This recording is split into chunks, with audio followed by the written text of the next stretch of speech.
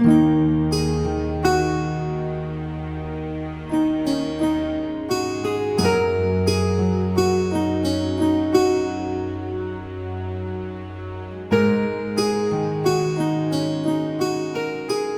pessoal, bem-vindos ao canal Crer e Saber.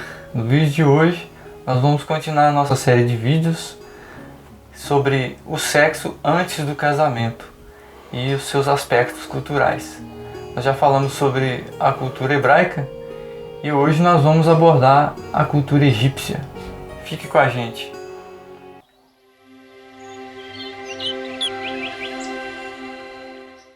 Então pessoal, não esqueçam de deixar o like, se inscrevam no nosso canal e ative o sininho, que aí vocês vão receber as notificações dos nossos próximos vídeos, certo?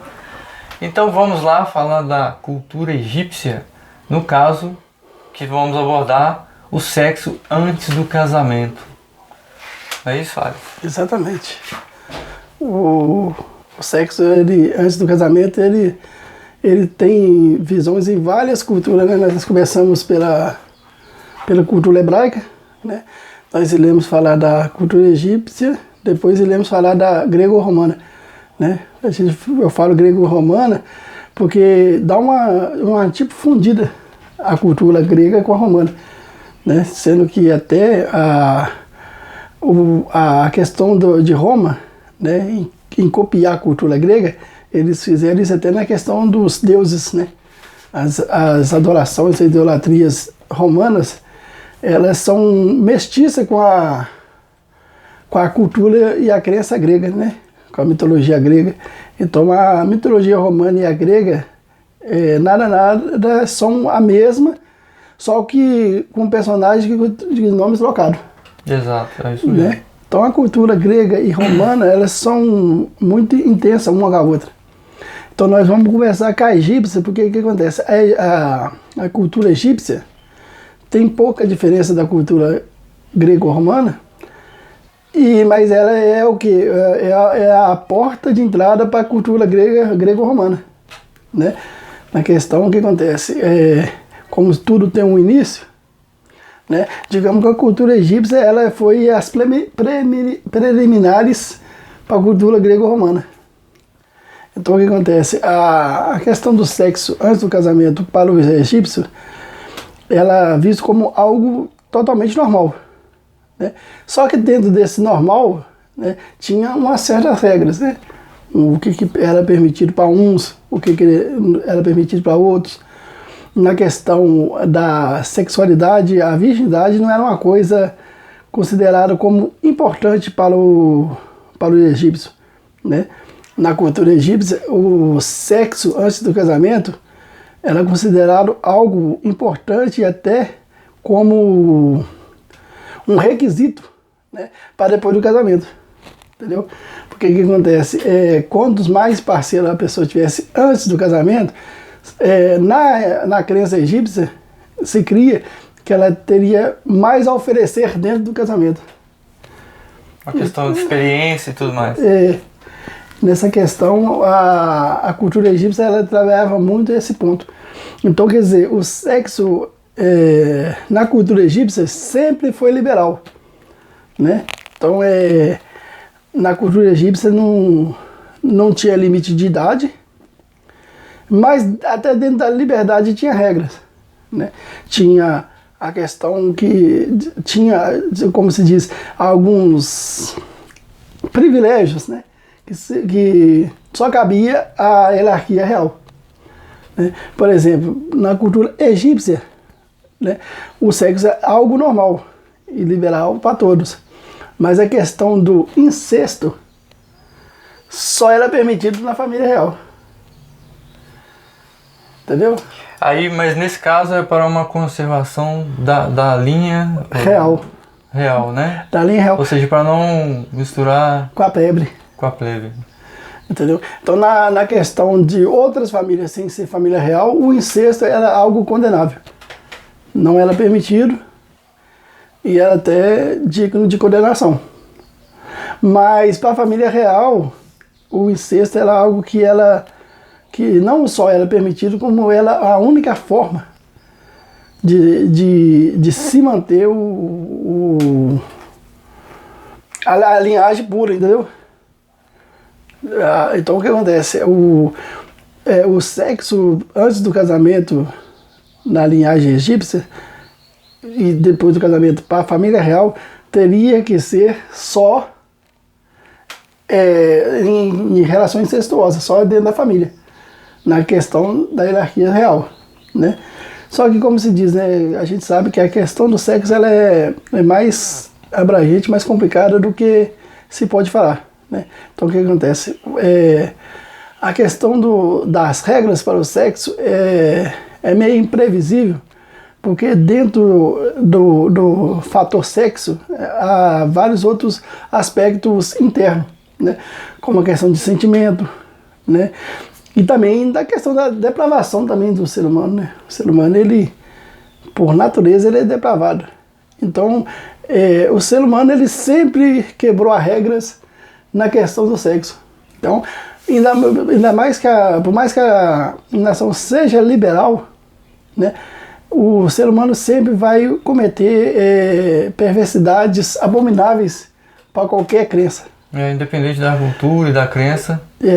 Porque é uma coisa que muitas vezes foge do controle da própria pessoa, né?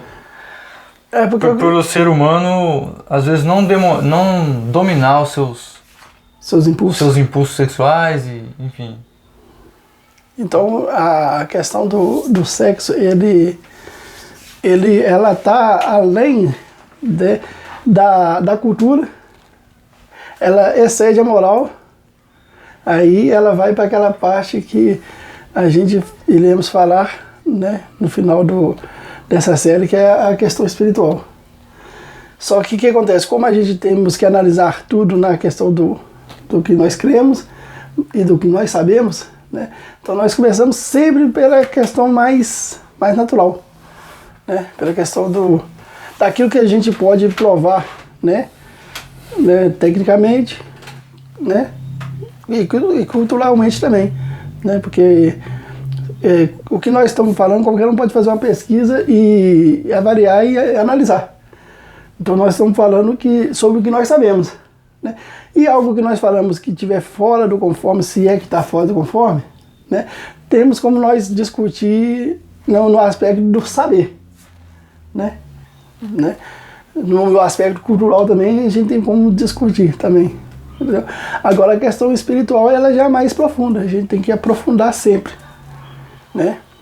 Então a questão do sexo antes do casamento no Egito, na cultura egípcia, ela é como se fosse hoje considerado liberal, né? Uma cultura liberal, né? A pessoa era livre para fazer quando, como e onde quiser. Não tinha muita demarcação moral, né, sobre a questão do sexo, né? Só que tinha uns certos limites, né? Os limites mínimos, né? Vamos supor, a pessoa ela poderia fazer, mas ela não poderia se expor tanto, né? Não podia haver aquela exposição como, né, como nós vamos analisar na questão da cultura grego-romana, entendeu? Então, se poderia fazer, mas nem tudo que se pode fazer pela cultura egípcia se poderia mostrar. Entendeu? Isso aí já entraria uma questão moral, né? Ou não? Porque a vida íntima, sexual, exposta ao público, poderia denegrir a questão moral da família ou do... Não, até que nessa questão não denegria, não. A questão ela é mais na forma cultural mesmo. Ela da cultura... porque, vamos supor, é algo que está dentro da cultura deles, né? Vamos supor, é a mesma coisa do cara, vamos supor, do cara aí tá numa festa e ele ir pro quarto com a mulher. Entendeu? Hoje em dia isso é normal. Entendeu? É normal ele ir pro quarto. Todo mundo sabe o que foi fazer com a mulher no quarto. Entendeu? Isso pela cultura é normal. né? Não há nada de moral o que eles vão fazer, entendeu? Mas na cultura não é aceitável ser explicitamente ali, visível, entendeu? Então não é Notório, né? então não é questão de moral, porque, né, vamos supor, se a mulher foi pro quarto, todo mundo viu, ela fazendo no quarto, fazendo presencialmente, a moral dela vai ser a mesma. Se ela perdeu a moral por fazer aqui, ela não vai ganhar moral nenhuma por ter ido pro quarto. Porque, de qualquer forma, os fins sou eu mesmo, entendeu? O ato aconteceu, entendeu? E, como se diz, querendo ou não, todo mundo vai saber. O mesmo que ninguém vê, que pode falar, mas ninguém viu, entendeu? Mas todo mundo tá sabendo. E a sua moral, ela não é... Ela é mais manchada por aquilo que os outros falam, que os outros sabem sobre você, do que aquilo que os outros vê. Sim. Porque muitas vezes a pessoa sai com a defamação com o seu nome, ninguém viu. Entendeu? Ninguém viu. Mas, pelo que a pessoa ficou sabendo, a sua moral vai pro brejo. Então, E acaba tomando proporções até maiores. Maiores. Né, do que realmente aconteceu. Entendeu? Então eu entendi o seu ponto de vista, entendeu? Só que se você for analisar, não tem como você falar que é moral, porque o imoral, ele é imoral sendo visto ou não sendo visto, anunciado ou oculto. Entendeu? Eu falo pela questão moral, tá me entendendo? Sim. Entendeu o que quer dizer? Porque vamos supor, se você passa por um mendigo na rua, dando exemplo, você não fala nada, você pensa, não, traste humano, isso não deveria nem existir. Isso é um pensamento, é algo imoral que você cometeu. Entendeu? No pensamento. No pensamento, ninguém sabe, mas é algo imoral. É. Entendeu? Mas se você passa e fala, todo mundo vai saber.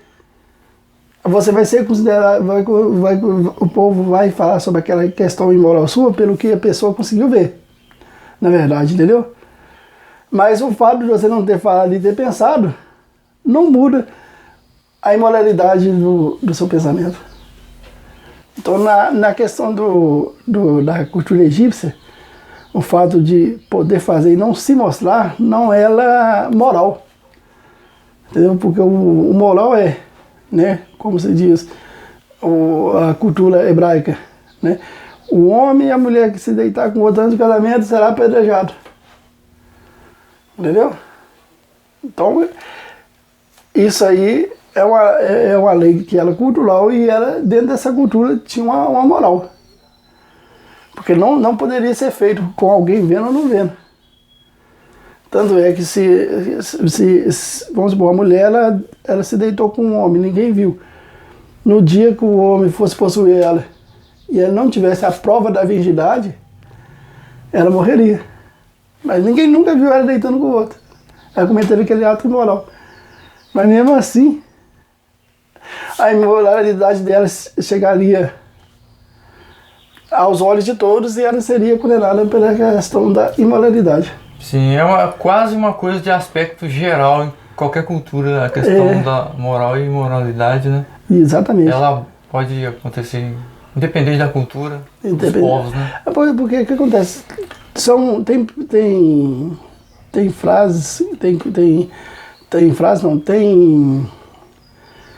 Tem frases, vai ter coisas que são atemporais, né?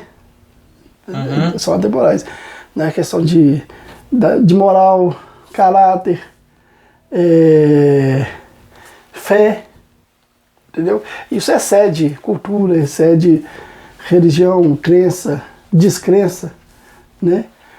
Porque, né, vamos supor, a questão da fé, né? A fé vai ter os seus aspectos, né? Tudo na vida vai ter 4 aspectos no mínimo. Se você for analisar, a fé vai ter 4 aspectos. A questão da moral vai ter 4 aspectos, né? A questão da cultura vai ter os 4 aspectos cultural para você analisar. Então, na vida, tudo vai ter aspectos, entendeu? Mas vão ter coisas que vão ter os aspectos e vão ser atemporal e além dos locais também, entendeu? Certo. Porque vai ter coisa que é específica de uma região, de um povo, de um país, de uma nação, né? Agora vai ter coisas que são unânimes para todos, né?